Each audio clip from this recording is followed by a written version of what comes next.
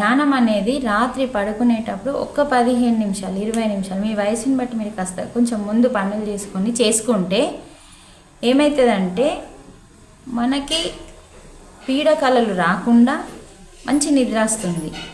అప్పుడు ఏమవుతుందంటే ఆ మంచి ఒకటి కళలు పడుతూ ఉంటాయి, అవి మనకు కొంచెం గుర్తున్నాయి అనుకో. ఇప్పుడు ఆమెకి అదే జరిగింది. వరలక్ష్మి వ్రతం ఆమె పేరేంది, వ్రతం చేసేట ఆమె పేరేంది, మీకు ఈ విషయం తెలియదు కదా వరలక్ష్మి వ్రతం గురించి. సరే నేను చెప్తా. అయితే ఇక్కడ మనకి ఏంటంటే నిద్రపోయేటప్పుడు మనకు మంచి నిద్ర పట్టాలి, మంచిగా మనం అద్భుతంగా లేవాలి అంటే ఓ 15 నిమిషాలు మనస్సుని శుద్ధి చేసుకోవాలి. చక్కగా ధ్యానంలో కూర్చొని శ్వాస మీద ధ్యాస పెట్టి 15 నిమిషాలు అయిందంటే ఇంకెక్కువసేపు చేస్తే బాగుంటాయి. అట్లా చేసి అట్లనే చేసి అట్లా పెట్టుకొని పడుకోండి. ఒకసారి మీరు చేసి చూడండి, మీకు తేడా తెలుస్తుంది. ప్రతిదీ మనం చేసి చూస్తేనే మనకు అనుభవం అవుతుంది కదా. అందుకని యోగులు ఏం చెప్పిందంటే, నేను చెప్పింది మీకు ఎప్పుడు జ్ఞానం కాదు. ఏది జ్ఞానం అవుతుంది, నేను చెప్పిన దాన్ని మీరు తీసుకెళ్ళి ఆచరిస్తే మీకు అనుభవం అయితే మీ అనుభవమే జ్ఞానము అన్నారు. అర్థమైందా? ఇప్పుడు నేను చెప్పిన చేసి చూడాలి కదా. కానీ నేను చెప్పింది మీరు చేయకన్నా ముందు పట్టుకొని వేరేలోకి చెప్తారు, రాంగ్ అవుతుంది అది. అందుకని మేము చెప్పింది ఫస్ట్ మీరు విని ఆచరణ చేసి మీరు అనుభవం పొందాల. అప్పుడు నీ రియల్ జ్ఞానం అవుతుంది. అది అనుభవమే జ్ఞానము. ఆత్మే పరబ్రహ్మ. ఆత్మే 9 నవరత్నాలు ఇచ్చిండ్రు యోగులందరూ. 9 నవరత్నాలు ఏంటి అంటే ఆత్మే. ఎక్కడ అన్నిట్లో ఉంది ఆత్మ. అసలు ఆత్మ లేని జీవి ఉందా అండి? లేదు. కోడిలో, పందిలో, కుక్కలో, ప్రతి జీవిలో 84 లక్షల ప్రతి దాంట్లో ఉంటుంది. కాకపోతే వాటి సామూహిక ఆత్మ ఉంటుంది, మనది జంట ఆత్మ ఉంటుంది, యోగీశ్వరులది ఏకాత్మ ఉంటుంది. అంటే ఇక్కడ ఏంటంటే ఆత్మ మళ్ళీ అంతా ఒకటే, ఒక్కదాని నుంచి అన్నీ. ఇప్పుడు నేను ఒక్కదాన్నే కదా, నేను చెల్లెని కాలేనా, మా అన్నకి మా తమ్మునికి అక్కని కాలేనా, నేను ఒక్కదాన్నే, నా భర్తకి నేను భార్యని కాలేను కదా. అంటే మనం ఒక్కోళ్ళమే ఎన్నైపోయినాం, భార్య, తల్లి, కోడలు, బిడ్డ, అక్క, చెల్లి, వాళ్ళ అమ్మమ్మ అవుతా, నానమ్మ అవుతా, ముసలాన్న అవుతా, శవం కూడా అవుతా కదా. ఒక్కోళ్ళమే అన్నీ అయినట్టు భగవంతుడు ఒక్కోడే అన్ని కార్యాలను బట్టి.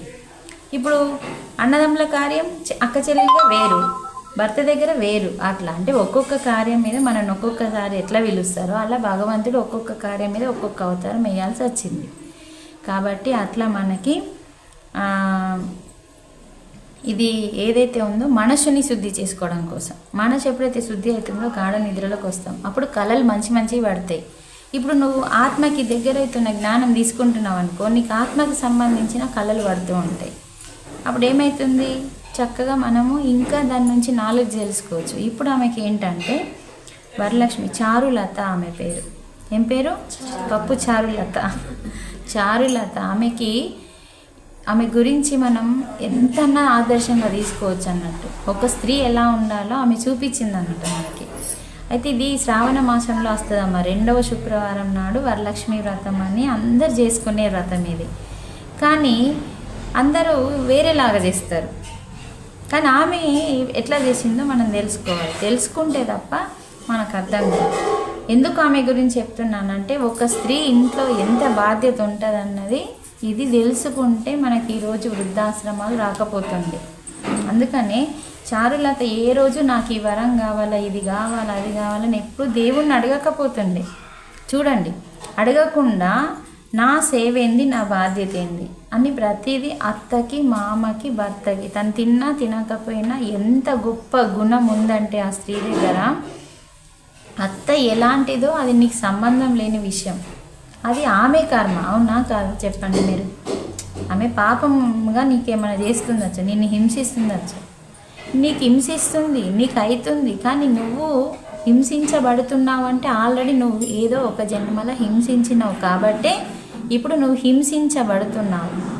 అది నీకు కర్మ పోతున్నట్ట, కొత్తగా వస్తున్నట్ట మీరు చెప్పండి కదా. అంటే మనకేమర్థమైంది? తెలియదు విషయం. నా కర్మ జన్మలో, గత జన్మలో చేసిన కర్మ ఈ జన్మలో ఆమె ద్వారా నాకు వెళ్ళిపోతుంది. ఎందుకంటే నేను ఆమెను చేసిన. ఆమెకు పడ్డ బాధ నాకు తెలియడం కోసమే మేమిద్దరం ఇట్లా వచ్చినాం అత్తాకోడళ్ళుగా.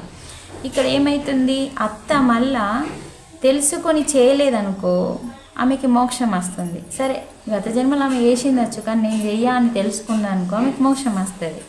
సరే, అక్కడ చేస్తుంది కాబట్టి నా అత్త కర్మ నా అత్తకే ఉంటుంది, కానీ నాకెందుకు అని చెప్పి ఆమె ఏం చేసిందంటే అత్తని, మామని, భర్తని, పిల్లల్ని, అంటే ఈ నలుగురే నా సర్వస్వం, నా జీవితం అంతా వీళ్ళే అని చెప్పి వాళ్ళని కంటికి రెప్పలాగా కాపాడుతూ సేవలు చేస్తూ ఎప్పుడు నాకు ఇది కావాలని ఎవరిని అడిగేది కాదు.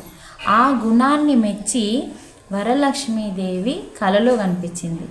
అంటే తినడానికి ఉండకపోతుండే ఆమెకి, అందరికీ పెడుతుండే కానీ ఆమెకు ఉండకపోతుండే, ఉంది అని చెప్తుండే. అంటే వీళ్ళు కూడా అందరు తక్కువ తిని మళ్ళీ నాకు ఇస్తారని చెప్పి అలా చెప్పకపోతుండే.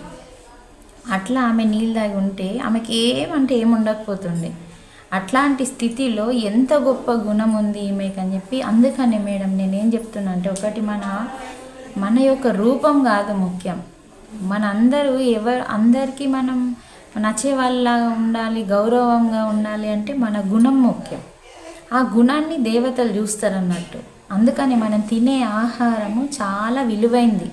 అందుకే ఆహార నియమాలని నేను ఎన్ని చెప్పినా, నేను ఆహార నియమ యజ్ఞం మనం చేస్తే మన గుణం బంగారంగా మారుతుంది. మన గుణం బంగారంగా మారినప్పుడు మనం బంగారం అయిపోతాం. అప్పుడు మనకి దేవుడు మన కోసం పరితపిస్తాడని చెప్పి గీతలో చెప్తుండు. అయితే ఇక్కడ వరలక్ష్మి వ్రత కళ్ళలోకి వచ్చింది. మాత కళ్ళలోకి వచ్చి ఏం చెప్పింది? కళ్ళలోకి వచ్చి వరలక్ష్మి మాత చాలు అంటే, నువ్వు రేపు ఈ పూజ చెయ్యి, వరలక్ష్మి వ్రత పూజ చెయ్యు, ఏం ఆర్భాటాలు అవసరం లేదు, చక్కగా నువ్వు కూర్చొని పీట మీద బియ్యం పోసి కలశం పెట్టు. కలశం చాలా ముఖ్యం. విశ్వశక్తిని గుంజుకునే, ఇప్పుడు మనం కొబ్బరికాయకి క్లాత్ యూసి కలశం పెడతాం కదా, అది ఎందుకంటే ఒక గౌరమ్మ షేప్ వస్తుంది. గౌరమ్మ షేప్ అనేది ఏంటంటే విశ్వంలో ఉన్న పరమాత్మ యొక్క శక్తిని ఆకర్షించే గుణం ఆ కలశానికి ఉంటుంది కాబట్టి అందరూ కలశం పెడతారు. దాన్ని చాలా పవిత్రంగా చూస్తారు. కలశం పెట్టి ఫోటో ఉంటే చిన్నది పెట్టుకో, అంతే, ఇంకా నాకు పూజ చేయు, నీకు వరలక్ష్మి వ్రతం రోజు ఏమీ ఆశించకుండా పూజ చేయు అని చెప్తారు. చెప్పిన తర్వాత కళ్ళ దాన్ని వచ్చినట్టుగా ఆమె ఏం చేసిందంటే చక్కగా కాలని వాళ్ళందరికీ చెప్పింది. ఇప్పుడు అదే కళ మనకు వచ్చింది అనుకో, దానికేంది చెప్పేది, నాకు వచ్చి కళలు చెప్పింది నేనే చేస్తా అని మనం అనుకుంటామా లేదు? ఈ గుణం ఏమంటాం మనం? అసూయ, ఈర్ష, స్వార్థం, ఇలాంటివి ఉంటాయి. ఇవి ఏంటి అంటే మనల్ని నాశనం చేసే గుణాలు. అదే ఆమె లోపల లేదన్నట్టు. లేకేం చేసింది? నాకు వచ్చింది కళలా, ఇది మంచిదే కదా అందరికి చెప్తే అని మొత్తం ఊరంతా తిరిగి చెప్పి ఏం చేసిందంటే సామూహికంగా ఇంట్లో చేయమని చెప్తే ఆమె ఏం చేసింది తెలుసా? ఊరి నడి మధ్యలో అందరి స్త్రీలని ఆహ్వానించి అందరి స్త్రీలతోని వ్రతం చేపించింది.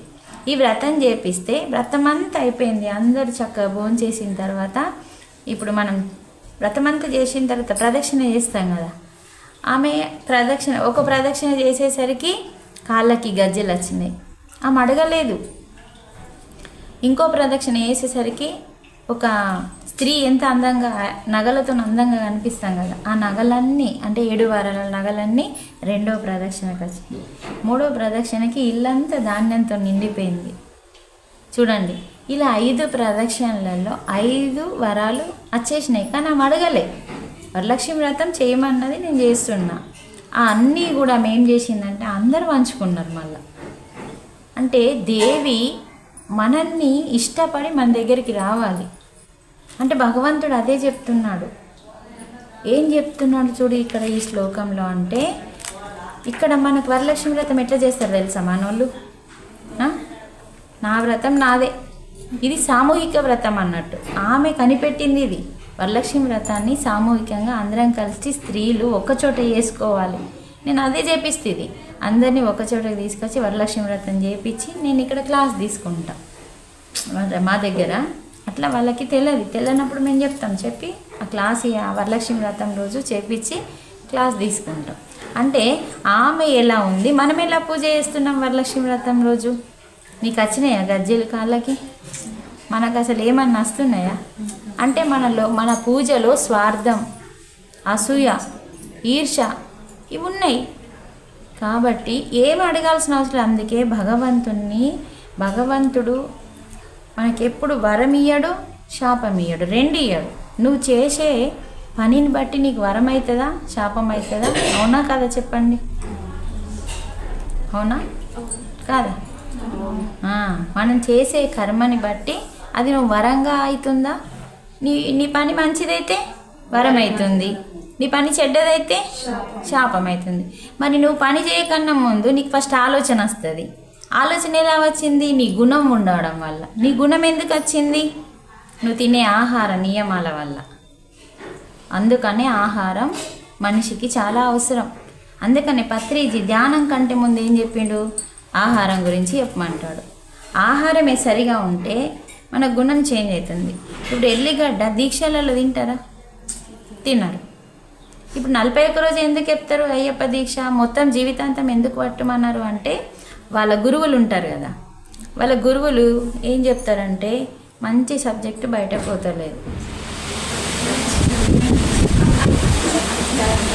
జై శ్రీరామ్, జై శ్రీకృష్ణ. అంటే 41 రోజు ఇది ఏదైతే అయ్యప్ప దీక్ష ఉందో వాళ్ళ గురువులు ఏం చెప్తారంటే 41 రోజు ఎవరు పట్టినా కూడా నిష్ఠతో, నియమాలతో, శ్రద్ధతో, పట్టుదలతో ఎవడైతే పడతారో వారు మారుతారు. వారు ఏమవుతారు? మారిపోతారు. వాళ్ళ గుణం మారిపోతుందని చెప్పి 41 రోజు మండల దీక్ష ఇస్తారు. కాబట్టి ఇలా ఉండాలి. వాళ్ళ దాంట్లో నియమాలు ఉంటాయి, మా దాంట్లో ఏ నియమం లేదు. ఏమి నియమం? ఒక్కటే శాకారంగా. అది కూడా ధ్యానం చేస్తే శాకారంగా ఉంటేనే ధ్యానం కుదురుతుందని ఇక్కడ లేదు. కాకపోతే ఏంటంటే ధ్యానము నిన్ను శుద్ధి చేస్తుంది. మళ్ళీ నువ్వు పాపం చేస్తున్నావు మాంసాహారం తినడం వల్ల.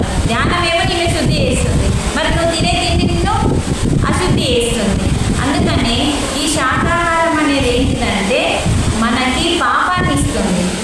కాబట్టి ధ్యానం కుదరదా మేడం తినకుండా అంటే అట్లా ఏం లేదు, కుదురుతుంది. కాకపోతే ఏంటంటే నువ్వు ఇక్కడ తగ్గించుకోవాలని ధ్యానం చేస్తే అక్కడ మళ్ళీ తినడం వల్ల ఏమవుతుంది? పెరిగిపోతుంది. అందుకని మనం దాని గురించి తెలుసుకొని పక్కకు పెడితే ఇప్పుడు 41 రోజు దీక్షలు తింటారా? మరి దీక్ష మంచిది, మరి నువ్వు మంచిది అనుకొని తింటున్నావు కదా, ప్రోటీన్స్ అని తింటున్నావు కదా. ఆలోచించండి, మాంసాహారం ప్రోటీన్స్ అని. ముందుకు రండి అమ్మ, ముందుకు రండి, మీరందరూ ముందుకు రండి. ప్రోటీన్స్ అని కదా తింటున్నాం. మరి ప్రోటీన్స్ అని తిన్నప్పుడు దీక్ష టైంలో కూడా ప్రోటీన్స్ తినాలి కదా. ఆలోచించండి, ప్రోటీన్స్ ఫుడ్ అంటున్నాం కదా, చాలా ప్రోటీన్స్ ఉంటాయని చెప్తున్నాం కదా. అలాంటి ఫుడ్ మరి దీక్ష టైంలో ఎందుకు తింటలేం? సోమవారం ఎందుకు తింటలేం? గురువారం ఎందుకు తింటలేం? శనివారం ఎందుకు తింటలేం? ఆలోచించండి. ఆ రోజు తినకూడదు, ఎందుకంటే పాపం జరుగుతుంది. మీకు ఎవరు చెప్పిండో కానీ ఆదివారం తింటే పాపం జరుగుతుంది తెలుసా? ఈరోజు ఇక్కడ మనకి మల్లన్న దేవుడు ఉన్నాడు కదా, ఏంటిది ముసుగే. పొద్దున పోయి నేను దర్శనం చేసుకొని వచ్చిన. అంటే చూడండి, ముసుగే మల్లన్నకి ఆదివారం నాడు చేస్తారు. మరి వాళ్ళకి సంబంధించిన వాళ్ళు ఎవరైనా ఆదివారం తింటారా? తినాలి. మరి ఏంటి నియమం అది. కానీ వాళ్ళకి ఇంకో విషయం ఏంటి, అసలు ఎప్పుడు తినద్దని వాళ్ళకి అర్థం కాలేదు. కాబట్టి ఆదివారం తినాలి. మల్లన్న ఎక్కడన్నా కానీ మల్లన్న దేవుడికి ఆదివారం తినాలి. మరి ఆదివారం తినడము అంటే పాపం అని మన శాస్త్రాలలో మీకు నేను ప్రణయ్కి శ్లోకం పంపిస్తాను, నా ఫోన్లో ఉంది.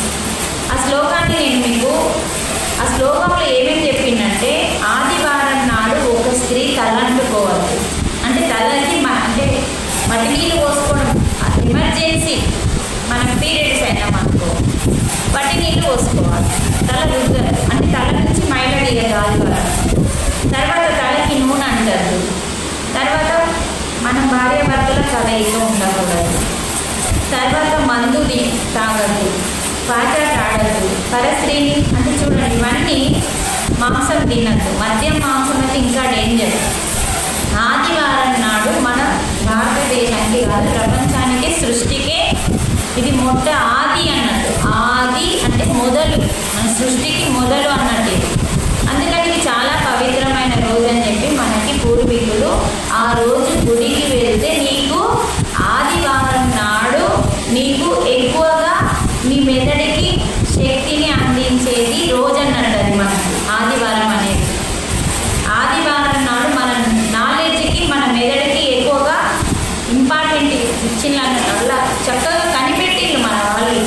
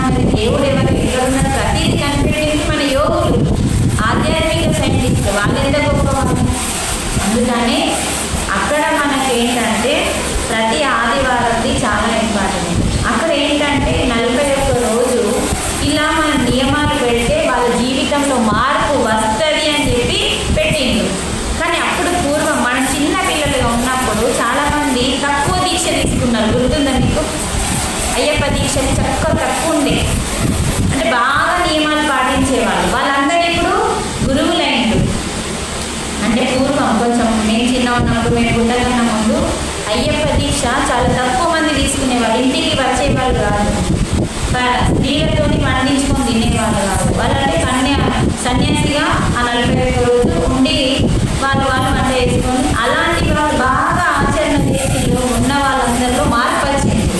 వాళ్ళు ఏమైంది, ఇప్పుడు వాళ్ళు అయ్యప్ప నేర్పడానికి వాళ్ళు గురువులుగా అయ్యారు. కానీ ఇప్పుడు ఏమైందంటే ఏది పడితే తింటుండ్రు, మన హోటల్లో కూడా తింటున్నారు అయ్యప్పలు, తెలుసా? అంటే మన చేతులతోనే తినాలి అసలు, కానీ మన చేతులతో ఎంతో శక్తివంతమైన వంటలు చేసిన వాళ్ళు అది కూడా తినకుండా వాళ్ళే దీక్షలో ఉండి చేసుకొని తింటారు. నియమాలు ఉంటాయి, కొన్ని ఆహార నియమాలు ఉంటాయి.